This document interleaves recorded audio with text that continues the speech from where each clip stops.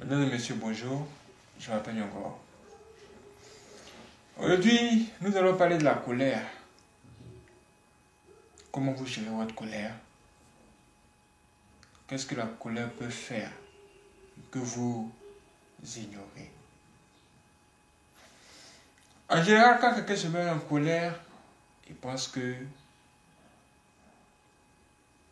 il va faire quelque chose qui va l'arranger. Il va faire quelque chose qui va lui permettre de se sentir bien. Les gens veulent se venger. Et il y a des mauvais esprits autour qui travaillent pour vous pousser. Mais vous poussez où au juste? C'est ce que nous allons tout découvrir. Et vous ferez très attention quand vous vous mettez en colère. Allons dans Ephésiens chapitre 4, verset 26.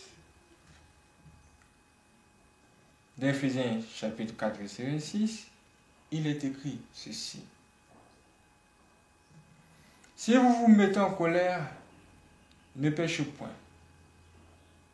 Que le soleil ne se couche pas sur votre colère et ne donnez pas accès au diable. Et ne donnez pas accès au diable. Est-ce que vous avez entendu ça? Est-ce que vous avez entendu ça? Qu'est-ce que c'est censé signifier? Là, on nous montre que il y a un lien entre la colère et le diable. Et ce qui fait le pont là, c'est le péché. Si tu es en colère, ne pêche pas. Sinon le diable viendra sur toi. Ou du moins son esprit viendra sur toi.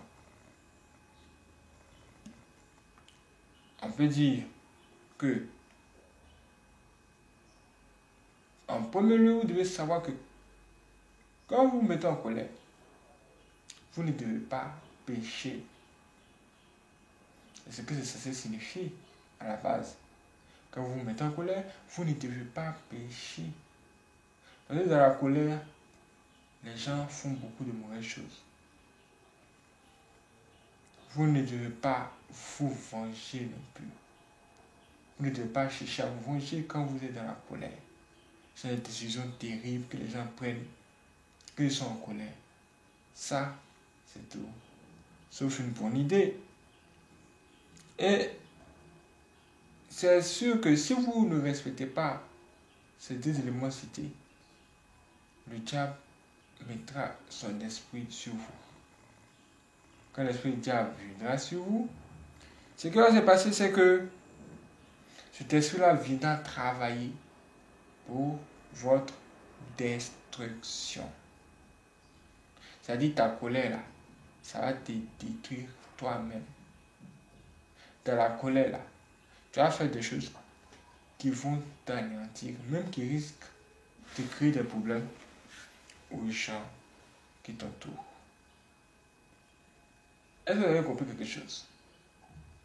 Est-ce que vous avez compris quelque chose? C'est-à-dire qu'il est très mauvais vraiment de décider de se venger quand on est en colère. Des décisions que vous prenez comme ça, ce sont des décisions, vous pensez que ça vient de vous-même, mais la réalité c'est que c'est l'esprit du diable qui vous suggère tout ça. Comme l'histoire que je vais vous citer là. La semaine dernière, quelque chose s'est passé au Nigeria. Une femme mariée a mis le feu dans la maison de son mari, y compris sur son mari lui-même. On dit mais pourquoi?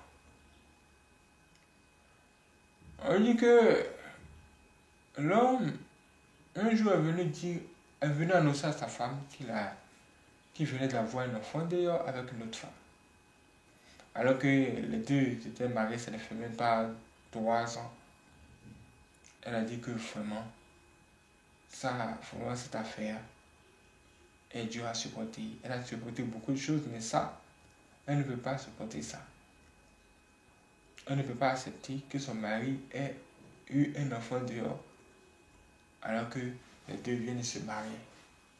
Elle dit que c'est pas marié pour ça. Et c'est devenu une discussion entre les deux. Ils ont commencé à citer des paroles bizarres. La femme n'a pas digéré ça. Elle n'a pas digéré ça le matin. Elle n'a pas digéré ça le midi. Jusqu'à faire les montées avec elle jusqu'à la nuit. Elle allait sur son réseau social. Et elle a écrit quelque chose. Elle a fait un post, elle a écrit quelque chose, un statut qui dit: écoutez, moi je suis une fille calme, je n'ai jamais fait ce genre de choses. Bon, aujourd'hui là, mon mari m'a poussé à bout. Nos parents vont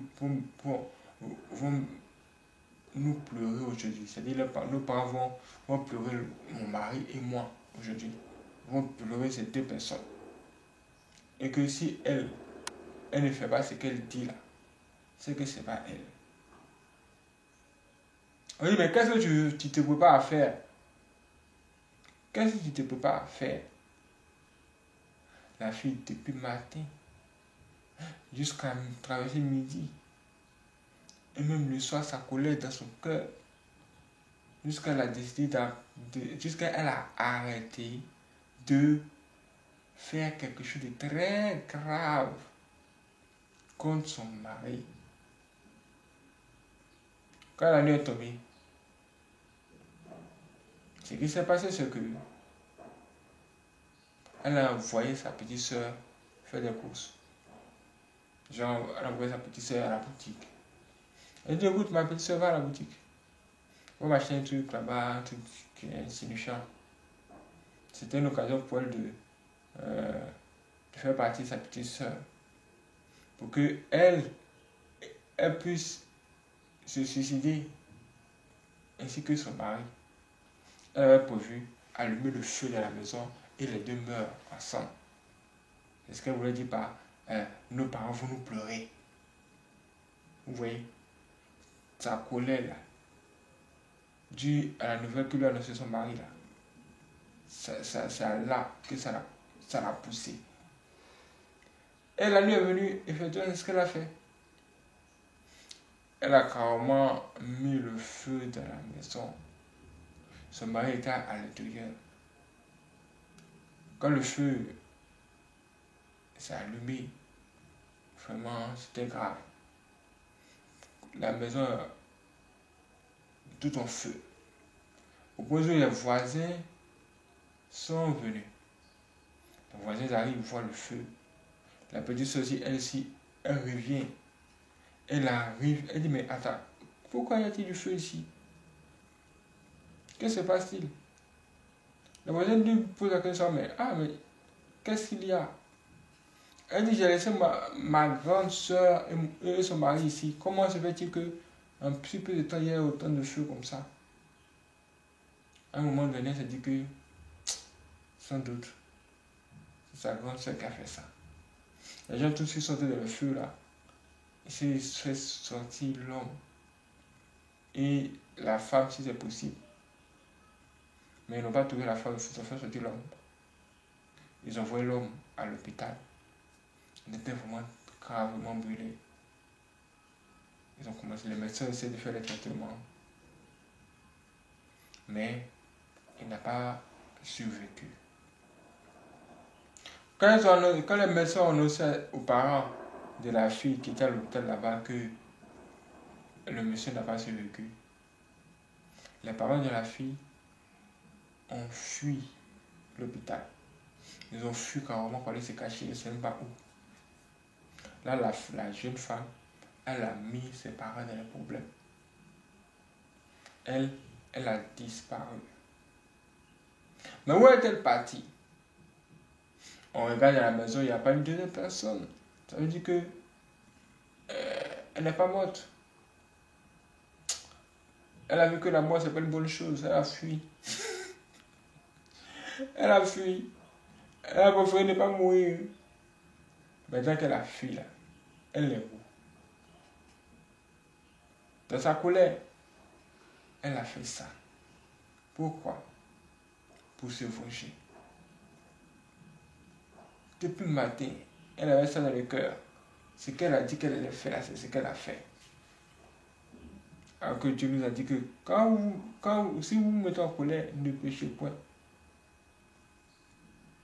Dès qu'elle a eu cette idée, c'était déjà même l'idée du diable. Le diable est juste venu passer comme un pont sur l'idée qu'elle avait. Pour lui suggérer encore d'autres idées.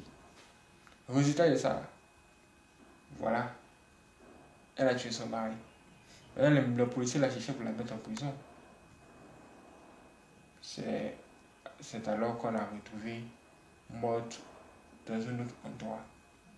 On nous dit qu'elle avait bu du poison et elle-même, elle est morte. Vous voyez ça? Vous voyez ça? Voici la colère. Dans la colère, beaucoup de choses se passent. Dans la colère, le diable travaille beaucoup. C'est pourquoi votre prière, c'est vraiment Dieu, aide-moi à maîtriser ma colère, maîtriser mes nerfs. Ce monde-là encourage les gens à se mettre en colère, mais ce n'est pas une bonne chose pour vous. Ça risque de vous détruire. Ça là, ça s'est passé la semaine dernière seulement.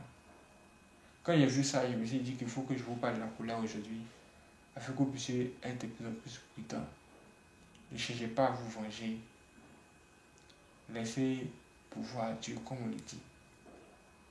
Laissez Dieu faire votre parole. Laissez Dieu faire tout ce qu'il veut. Mais n'écoutez pas ce que le diable vous dit, ni ce que les gens vous suggèrent de faire. Sur ce, je vous donne rendez-vous pour la prochaine vidéo. Que Dieu vous bénisse.